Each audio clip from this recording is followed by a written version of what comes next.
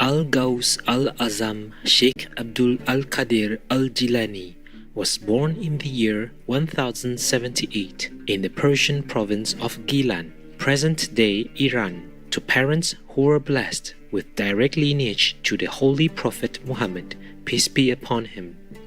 Sheikh Abdul al-Qadir al-Jilani left home at the age of 18 to seek higher knowledge of Islamic scriptures and law. Seeking a deeper connection with Allah, he then studied with Sufi instructors Sheikh Abu Khair Hamad ad-Dabas and Sheikh Abu Sa'id al-Mukharami. For the next few years, Sheikh Abdul al-Qadir al-Jilani renounced everyday life to practice spiritually in the desert regions of Iraq. After returning to Baghdad, he began to write and lecture.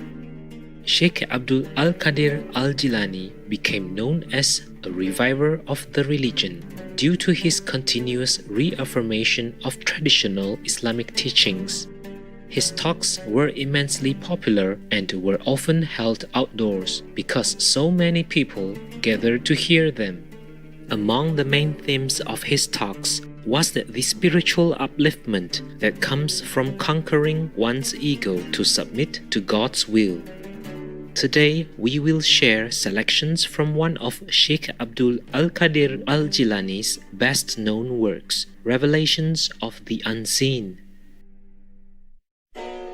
8th Discourse on Drawing Near to Allah. The Sheikh, may Allah be well pleased with him and grant him contentment, said, "When you are in a particular condition, do not seek to exchange it for another, whether higher or lower. If you are at the gate of the king's palace, therefore do not seek admittance to the palace itself until you are obliged to enter under compulsion and not of your own accord. By compulsion, I mean a stern, insistently repeated command. Do not content yourself with mere permission to enter, since this may be just a trick and deception on the king's part. You should rather wait patiently until you are compelled to go in, so that your entry into the palace will be through sheer coercion and gracious favor from the king. Then, since the action is the king's own, he will not chastise you for it. If any punishment is meted out to you, it will only be due to your wrong motivation, greed, impatience, uncouthness, and discontentment with the situation in which you have been placed.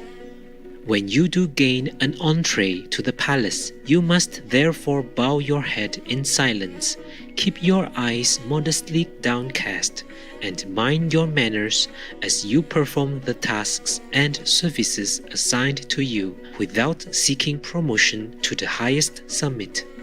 Consider the words of Allah. Almighty and glorious is He.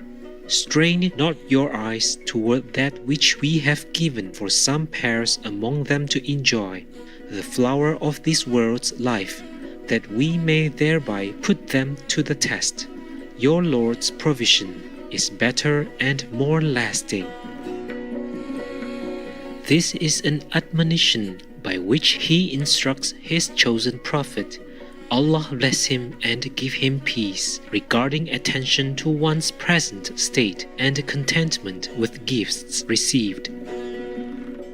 To paraphrase his words, your Lord's provision is better and more lasting. He is saying, what I have given you in the way of good news, prophethood, knowledge, satisfaction, patience, the guardianship of religion, and a firm support therein. All this is more fitting and appropriate than anything I have given to others. Thus, all good lies in due attention to one's existing condition, in being content with it, and ceasing to hanker after alternatives, for it can only be that something is yours by lot, or is destined for another, unless it belongs to nobody and Allah has created it only as a trial. If it is destined for you, it will come to you, like it or not. Any display of unseemly conduct and greed in its pursuit would therefore be improper on your part, with nothing in knowledge or reason to command it. If it is destined for somebody else, spare yourself the futile effort of chasing something which you cannot get and which will never come your way. If it is only a trial not destined to belong to anyone at all, how could an intelligent person find it worth his while to pursue such a thing and seek to acquire it for himself? Thus it is proven that all good and safety lie in properly attending to one's present state. When you are promoted to the upstairs room and then to the roof, you must observe all the properties of quiet and polite behavior we have already mentioned. In fact, you should redouble your efforts in that regard, because you are now closer to the king and nearer to danger. So do not wish for a change of state, whether by promotion or demotion, and desire neither permanence and continuity, nor alteration in your existing condition. You should have no self-willed option whatsoever, since that would amount to ingratitude for present blessings, and ingratitude brings disgrace upon him who is guilty thereof in this world and the hereafter.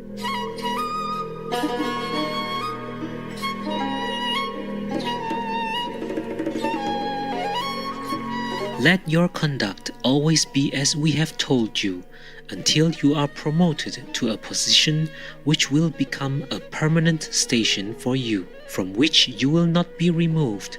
You will then recognize it as a gift, self-explanatory and self-evident, so cling to it and do not let go. Ordinary saints have changeable states, while permanent stations belong to the Abdal, Allah's saints. Allah is in charge of your guidance. Ninth Discourse on Disclosure and Contemplation. The Shaykh, may Allah be well pleased with him and grant him contentment, said, to saints and Abdal, Allah's saints, are disclosed such workings of Allah as baffle the mind and defy all customs and conventions. They are of two kinds, divine majesty, Jalal, and divine beauty, Jamal. Divine majesty and sublimity give rise to disconcerting fear and disquieting dread, with such a mighty impact on the heart that the effects become apparent in the physical body. Thus it is related of the Prophet, Allah bless him and give him peace, that from his breast during prayer one could hear a humming sound like the simmering of a cooking pot, due to the intensity of his fear, because of his vision of the majesty of Allah. Almighty and glorious is He, and the divine sublimity that was revealed to him. Similar experiences are attributed to Abraham, the special friend of the All-Merciful, on him be the blessings of Allah, and to Umar al-Faruq, may Allah be well pleased with him.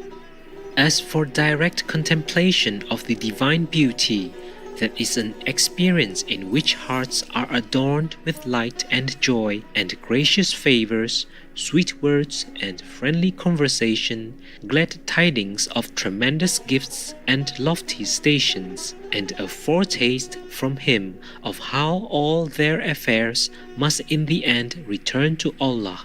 Almighty and glorious is He. For the pen ran dry from allotting their destinies in times primordial. This is a favor from Him and a mercy and a confirmation for them in this world until the attainment of the final term, that is the time appointed.